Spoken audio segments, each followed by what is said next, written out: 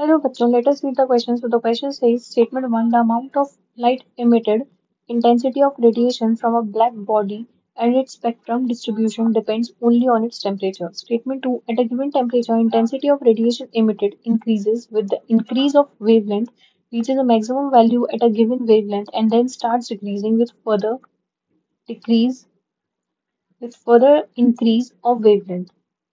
हमको दो स्टेटमेंट दी गई हैं और हमें बताना है दोनों स्टेटमेंट में से कौन सी स्टेटमेंट सही है और कौन सी स्टेटमेंट गलत है. So the key concept that you're gonna use to solve this problem is the knowledge about Planck's law of black body radiation and Wien's displacement principle.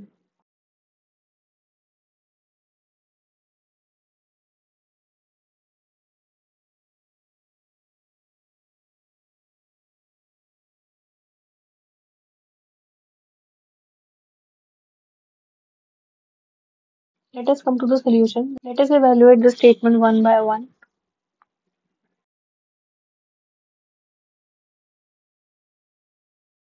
So for the statement one, let us understand what is Planck's law of black body radiation.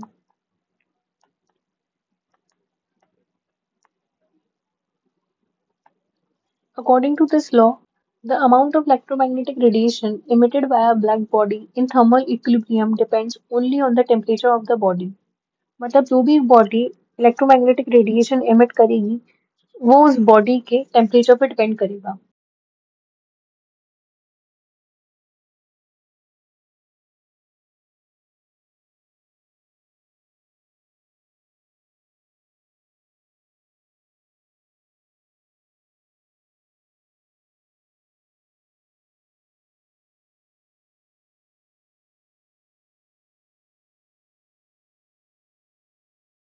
And according to Planck's law of black body radiation इसमें बोला गया है कि सिर्फ और सिर्फ जो temperature है वही रिस्पॉन्सिबल होता है इलेक्ट्रोमैग्नेटिक रेडिएशन इमिट होने का किसी भी ब्लैक बॉडी से. सो हमारी जो स्टेटमेंट नंबर वन होती है वो एकदम सही हो जाती है because the amount of light emitted, light क्या है, एक इलेक्ट्रोमैग्नेटिक रेडिएशन है from a black body and it's spectral distribution, और उसी ईएम वेव का जो स्पेक्ट्रल डिस्ट्रीब्यूशन होगा वो सिर्फ और सिर्फ टेम्परेचर पर डिपेंड करता है. वही हमारा प्लैंक्स ब्लैक बॉडी रेडिएशन की थ्योरम बोलती है. अब हम देखते हैं अपनी स्टेटमेंट सेकंड. इसमें हम समझते हैं what is means displacement law. According to this law, wavelength at which the emission of a black body peaks is inversely proportional to the temperature. ऐसी वेवलेंथ जिस पर ब्लैक बॉडी रेडिएशन ने peak किया था, मतलब जो रेडिएशन थी वो अपने पीक लेवल पे थी, उस पर्टिकुलर वेवलेंथ की बात की गई है यहाँ पर. और वो जो पर्टिकुलर वेवलेंथ है वो इनवर्सली प्रोपोर्शनल होती है टेम्परेचर से. तो इस हिसाब से जैसे जैसे टेम्परेचर को अगर हम इंक्रीज कर देंगे तो हमारी जो पीक होगी इमिशन की वो शिफ्ट हो जाएगी to short wavelength.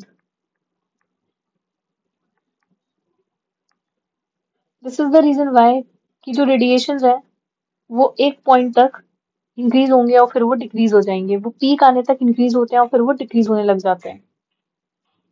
So let us read the second statement. At a given temperature, intensity of radiation emitted increases with the increase in wavelength, reaches a maximum value, and then starts decreasing further with the increase of wavelength. तो हमारी वाली statement भी सही हो जाती है. So the final answer to this problem will be option number A, which says both statement 1 and 2 are correct. I hope you understood it well. Best of luck.